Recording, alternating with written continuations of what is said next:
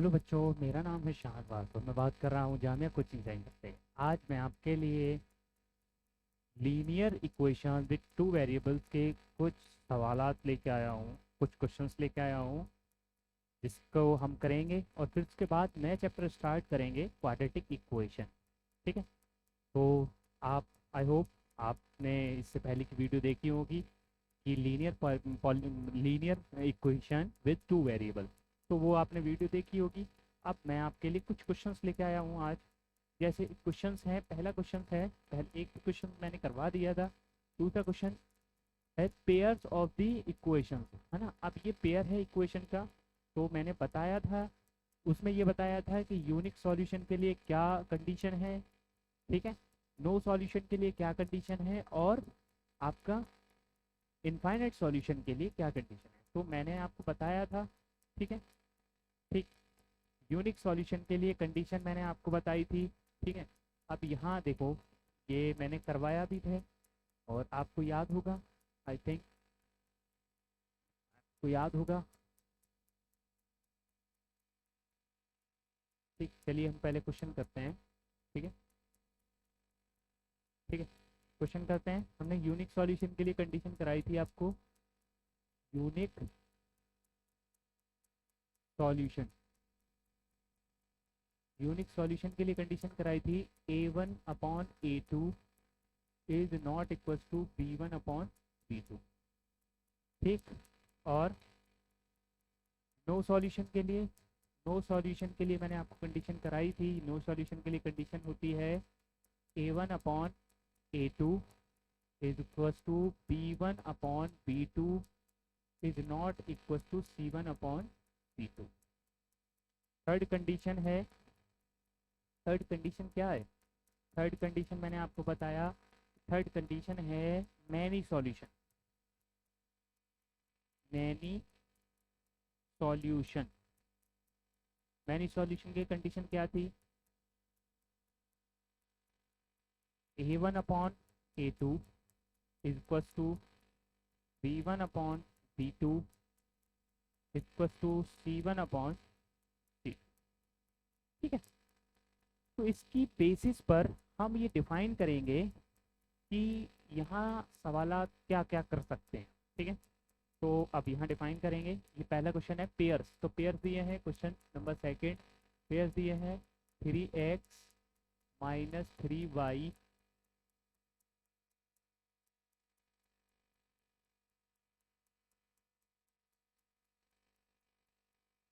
3y, ओ sorry 5y है ना, just for minute, 5y, ठीक है, इज इक्वल टू 7। ठीक है, और एक कंडीशन है 6x minus 6x plus 10y is equal to 7, है ना। तो इसको मैं ऐसे भी लिख सकता हूँ, अगर सिंप्लीफाई थोड़ा मुझे करना है, 6x minus 10y is equal to -7, इसको मैं ऐसे लिख सकता हूँ। ठीक है, इसको मैं ऐसे लिख सकता हूँ, इसको इस तरीके से लिख सकता हूँ। बट ऊपर वाले को अब देखिए, हमें तो किस फॉर्म में लाना है, हमें तो फॉर्म में लाना है भाई, ax plus bx plus c is equal to 0।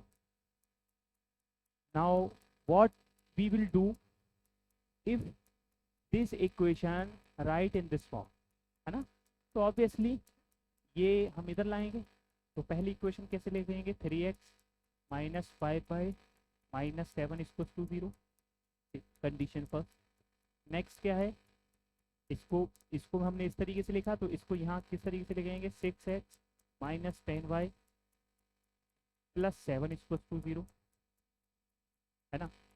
इसको भी सेकेंड। अब इन तीनों कंडीशन में से हम सेटिस्फाई करेंगे, है ना, A1/A2 B1/B2। ठीक है, A1/A2 अभी B1/B2 और C1/C2। ठीक है, क्या है कंडीशन देखो, 1/3/6 क्या है, 5 माइनस 5 माइनस 10, और थर्ड कंडीशन है -7/7। ठीक है। अब देखो क्या ये रेशियो इसके बराबर है, इसके बराबर है, वो कंडीशन करनी है। तो अभी मैं ये पेज अब नेक्स्ट पेज पे लिखता हूँ। ठीक है। तो एक मिनट, 3/x 3/6 3/6 -5/-10 एंड -7/7, ये कंडीशन। यहाँ मैं इसको सॉल्व करके ये लिख सकता हूँ 1/2। ऑब्वियसली इससे ये कैंसिल हो जाएगा, इससे ये 1/2 1/2, वही सिंपल। तो 1/2, ऑब्वियसली ये दोनों इक्वल है। बट यहाँ क्या होगा, -1, this is not equals to. Just अभी मैंने बताया था कि यहाँ ये कंडीशन किसकी है, यही तो बन रही है कंडीशन।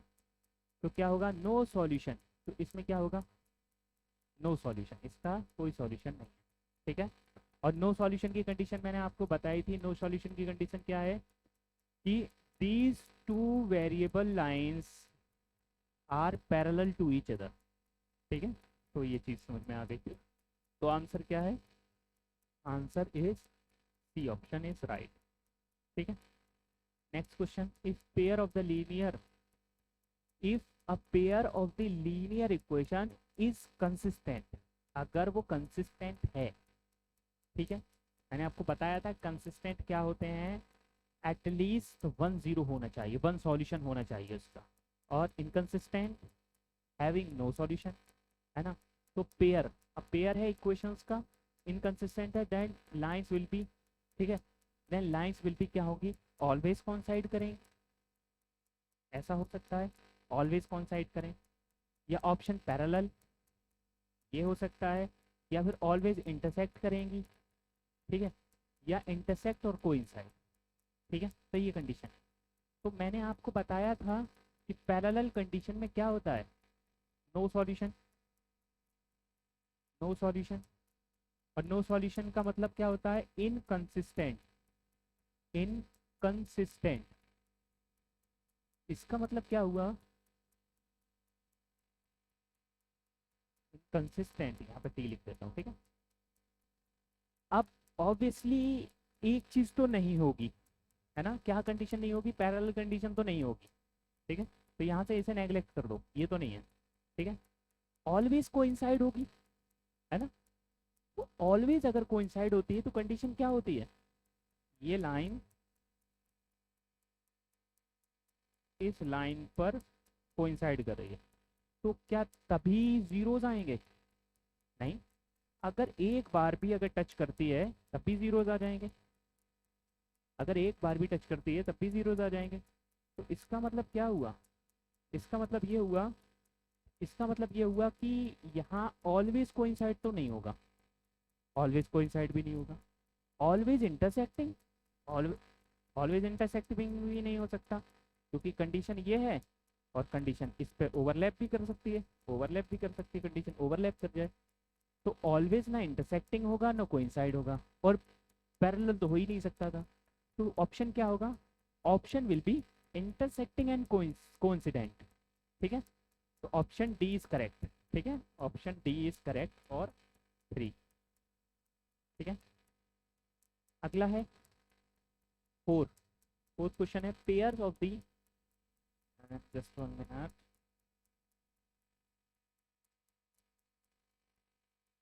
ठीक है, pairs of equation x equal to this and y equal to this represent line. ठीक है। तो यहाँ ये कहा गया है पेयर है, एक x इक्वल टू -4 दिया है, -4 एक इक्वेशन दी है, दूसरी इक्वेशन दी है y इक्वल टू -5। ठीक है।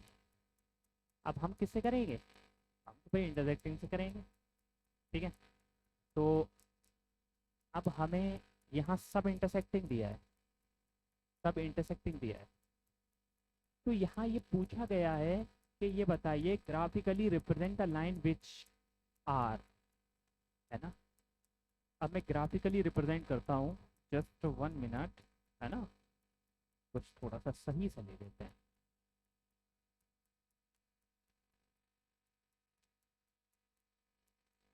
ग्राफिकली रिप्रेजेंट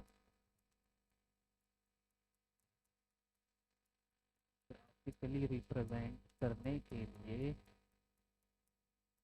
ठीक है, graphically represent Y, Y dash, X और एक्स डैश, ठीक है, एक्स एक्स डैश। अब यहाँ एक चीज आप मुझे बताइए, अगर ये इक्वेशन में x इक्वल टू -4 है ना, तो मैं जनरल इक्वेशन लिखता हूँ पहले, ax plus B Y plus C equal to 0। तो यहाँ तो y है ही नहीं, इट मीन्स क्या है, y वैल्यू 0 है, तभी तो वो वैल्यू, ये तो 0 हो गया, ये टर्म 0 हो गया। क्यों ये टर्म 0 हो गया? क्योंकि y की वैल्यू 0 है ना।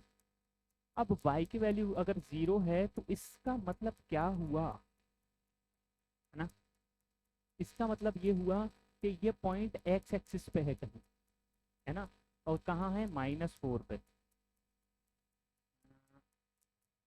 -4 पे, सपोज यहाँ है -4, -1 2 3, इस तरीके से -4 -3 -2 -1 0,0, ठीक है, ठीक है।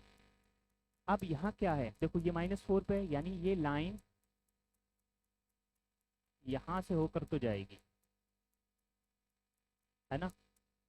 अगर x इक्वल टू 0 है तब भी क्या है, x इक्वल टू 0 है तब भी क्या है, y 0, है ना।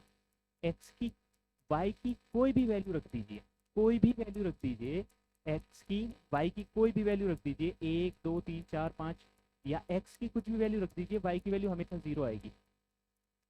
यानी इसका मतलब ये लाइन यहाँ है, इस लाइन पर है, ये लाइन है ना भाई। इस लाइन पे हम x की कुछ भी वैल्यू रखेंगे, y की वैल्यू आएगी नहीं, ठीक है। तो जब y की वैल्यू नहीं आ रही है, अब इसमें देखते हैं, है ना, अब इसमें देखते हैं, इसमें क्या होगा कि -5, यानी x की वैल्यू 0 रखो, 1 रखो, 2 रखो, 3 रखो, 4 रखो, क्या होगा, क्या होगा, हमेशा 0 आएगी, है ना, 0 आएगी हमेशा। तो y की वैल्यू -5 रखेंगे तो -5 सपोज यहाँ आएगा, यानी इस पर है ना। अगर मैं y की वैल्यू -5 रख दूँ, है ना, +5 रख दूँ इस इक्वेशन में इधर ले जाकर, तो क्या होगा, ये पूरी इक्वेशन क्या हो जाएगी, 0 हो जाएगी। अब यहाँ ये बताया गया है कि ये और ये, ठीक है, एक लाइन यहाँ से ड्रॉ की, ठीक है, और एक लाइन यहाँ से ड्रॉ की, इस पॉइंट के कोऑर्डिनेट्स बता दीजिए, इस पॉइंट के कोऑर्डिनेट्स बता दीजिए। इस पॉइंट के कोऑर्डिनेट्स क्या होंगे, इस पॉइंट के कोऑर्डिनेट्स होंगे -4, -5, इंटरसेक्टिंग एट -4, -5, ठीक है। नेक्स्ट क्वेश्चन, नेक्स्ट क्वेश्चन है, one equation of the pair of independent linear equation and second equation will be, ठीक है। अब डिपेंडेंट है ना, डिपेंडेंट है, जैसे एक इक्वेशन, क्वेश्चन नंबर 6 है, क्वेश्चन नंबर 6 है, तो क्या कह रहा है, 3x + 5y = 3, है ना। अब ये कहा गया है कि एक एक पेयर है, उसमें एक इक्वेशन तो ये है, तो दूसरी इक्वेशन बता दीजिए जिसमें एक पेयर जो है डिपेंडेंट लीनियर इक्वेशन है। डिपेंडेंट लीनियर इक्वेशन कैसी होती है, एक दूसरे के ओवरलैप कर रहे हैं। कंडीशन क्या होती है, a1/a2, b1/b2 और c1/c2, a1/a2, b1/b2, c1/c2। इसका मतलब क्या हुआ, इसका मतलब ये हुआ कि इसका और इसके रेशियो बराबर आएंगे, है ना, रेशियो बराबर आने चाहिए, है ना। तो रेशियो देख लेते हैं, देखो, अब पहले इसे वन इक्वेशन मान लेते हैं, ठीक है, एक इक्वेशन हम अपनी तरफ से मान लेते हैं क्योंकि माननी तो पड़ेगी हमें कुछ। अब ये इधर ले आएंगे तो माइनस हो जाएगा, तो मैं यहाँ इरेज कर देता हूँ, ठीक है ना।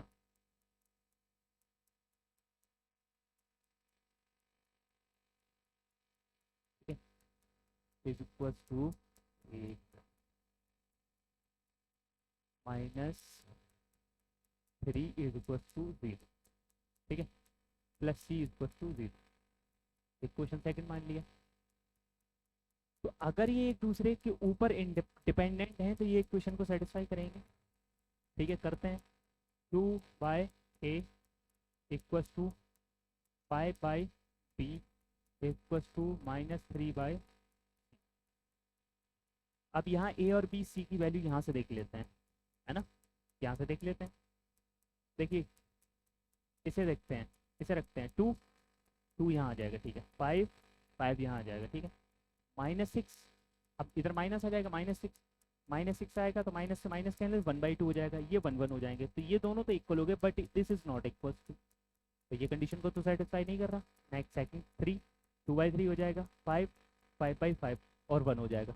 तो ये दोनों ने, जब ये दोनों ही इक्वल नहीं हो रहे तो आगे हम तो देखेंगे ही नहीं, ठीक है। तीसरा इक्वेशन देखते हैं, -10 -25 +15। तो -10 रखेंगे, -10 1/5, 25 को रखेंगे -1/5, तो -1/5 आएगा इक्वल टू -1/5, बिल्कुल आ गया, अच्छी बात है, ठीक है। 15 क्या होगा, 15 से रखेंगे -1/5, है ना। तो 15 अगर रख रहे हैं तो हमें क्या आ जाएगा, -3/5, और 3/5 को क्या लिख सकते हैं, 15, 3/15 -1/5, ठीक है। ये लिख सकते हैं, लिख सकते हैं, नहीं लिख सकते हैं, बिल्कुल लिख सकते हैं। अब क्वेश्चन अराइज होता है ये क्यों नहीं, है ना, तो ये रख के देख लेते हैं। भाई ये इसलिए नहीं है क्योंकि ये सेटिस्फाई नहीं करेगा इक्वेशन को, ठीक है, ये इक्वेशन को सेटिस्फाई नहीं करेगा। कैसे करते हैं, तो 2/10 is equal to 5/25 is equal to -3/15, 1/5 1/5 और -1/5 हो जाएगा, ये माइनस हो जाएगा, और माइनस की वैल्यू भाई कंसीडर नहीं कर सकते, ठीक है। तो ऑप्शन सी इज करेक्ट, ठीक है। अगला question, if x equals to a and y equals to b is the solution of this equation, ठीक है। If question number 7, if x equals to a and y equals to b, ठीक है, किसके solution है, solution है किसके, solution है किसके, x plus Y is equals to 5, 2x minus 3y, 2x minus 3y is equal to 4, है ना, बात समझ में आ गया। अब सॉल्यूशन है, ये दो सॉल्यूशन है, ठीक है। तब उन्होंने ये कह दिया है कि भाई वैल्यू निकाल दो a और b की, है ना, अगर ये सॉल्यूशन है तो मैंने आपको बताया अगर ये सॉल्यूशन है तो इस इक्वेशन में रखने पर ये इक्वेशन को क्या करेंगे, सेटिस्फाई करेंगे, बिल्कुल। यानी हम रखते हैं a plus B equal to 5 होना चाहिए और 2a minus 3b equal to 4 होना चाहिए, यही तो होना चाहिए, है ना। अब यहाँ से ये दो इक्वेशंस आ गई हैं, इन्हें सॉल्व कर लेते हैं। तो a plus B equal to 5, 2a minus 3b equal to 4, यही है आई थिंक, है ना।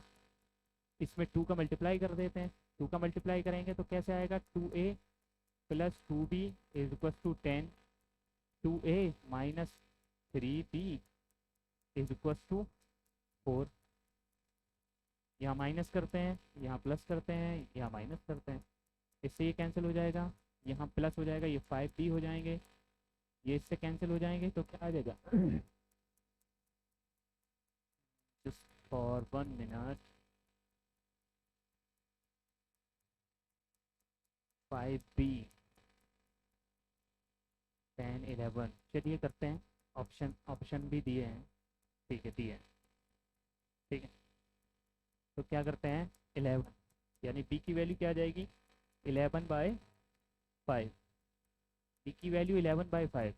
Now this value put in a plus B equal to 5 है, तो यहाँ b की वैल्यू रखिए a इज इक्वल्स टू क्या था, +11/5 इज इक्वल्स टू 5। ठीक है, अब ये उधर ले जाएंगे तो क्या हो जाएगा, a is equals to 5 minus 11/5। 25 a की वैल्यू क्या आ जाएगी, 25 में से 11 गए, है ना, 25 में से 11 गए, कितने बचेंगे, 14, है ना। तो 14/5, a की वैल्यू 14/5 आ जाएगी और b की वैल्यू 11/5 आ जाएगी। जस्ट सिंपल है। ठीक है, आगे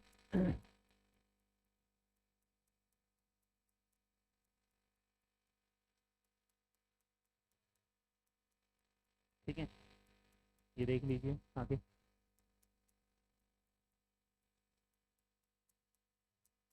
ठीक है, नेक्स्ट हम करते हैं,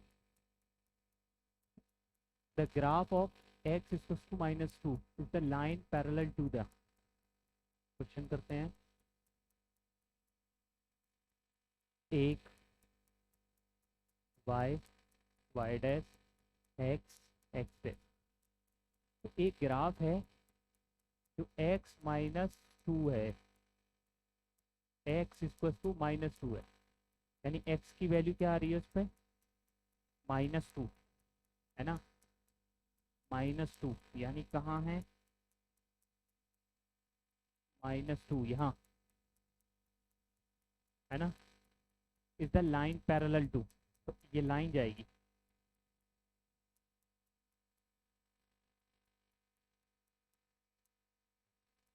है ना, x की वैल्यू आप कुछ भी रख लीजिए, है ना, एक लाइन जाएगी जो y के पैरेलल है, देखो किसके पैरेलल है, y के पैरेलल है, ऑब्वियसली तो y के पैरेलल है। अगला होगा x इक्वल टू 4x, वो y equal to 4x, y equal to 4x, ये लाइन क्या होगी, देखते हैं, 9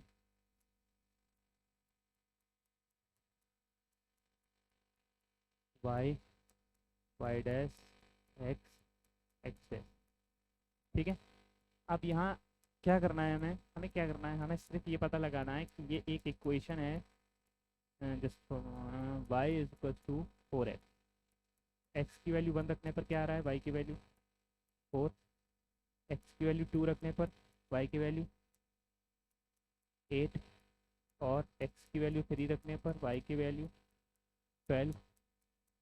इसका मतलब यहाँ से तो जा रही है, इस इन दोनों से होके जा रही है, तो x की वैल्यू 1, अब y की वैल्यू क्या है, 4, तो एक पॉइंट ये है, और x की वैल्यू 2, देन y की वैल्यू क्या है, x की वैल्यू 2 है, अगर तो x की वैल्यू 2, x की वैल्यू 2, तो y की वैल्यू 8, यानी यहाँ आ जाएगा,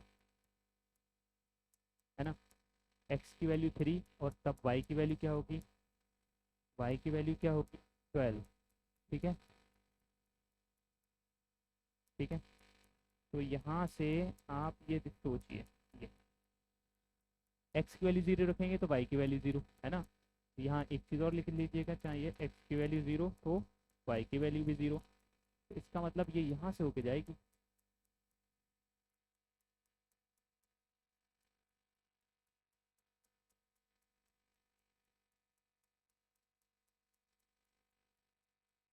ऐसे जाएगी, है ना। आप कंडीशन देखते हैं, parallel to the X axis है ये, नहीं है, ऑब्वियसली नहीं है, parallel to the X axis नहीं है ना,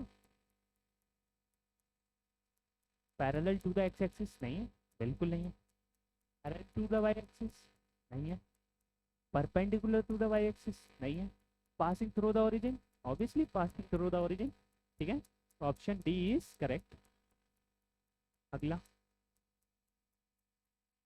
graph of y equal to 5 is the line, देखिए अगर y एक्सिस का ग्राफ है, y की वैल्यू दे रहा है तो x के पैरेलल होगा, और x की वैल्यू दे रहा है तो y के पैरेलल होगा, तो यहाँ किसके पैरेलल होगा, ये ऑब्वियसली x के पैरेलल होगा। तो यहाँ क्वेश्चंस की सीरीज खत्म होती है। आई होप ये वीडियो आपको पसंद आया होगा। नेक्स्ट चैप्टर हम स्टार्ट करेंगे क्वाड्रेटिक इक्वेशन। अगर आपको ये वीडियो पसंद आ रहे हैं तो चैनल को सब्सक्राइब करें, लाइक करें, और आप इसी तरीके के कंटेंट देखना चाहते हैं तो आप बने रहें। हम आपको एएमयू और जामिया की लेवल की पूरी तैयारी करवाएंगे, ठीक है, फ्री ऑफ कॉस्ट। और हम क्वेश्चंस का लेवल भी बढ़ाएंगे। ये सब क्वेश्चंस एएमयू और जामिया में पूछे जाने वाले होते हैं, ठीक है। तो अगर आपको पसंद आ रहे हैं तो प्लीज़ चैनल को सब्सक्राइब करें, लाइक करें और शेयर भी करें।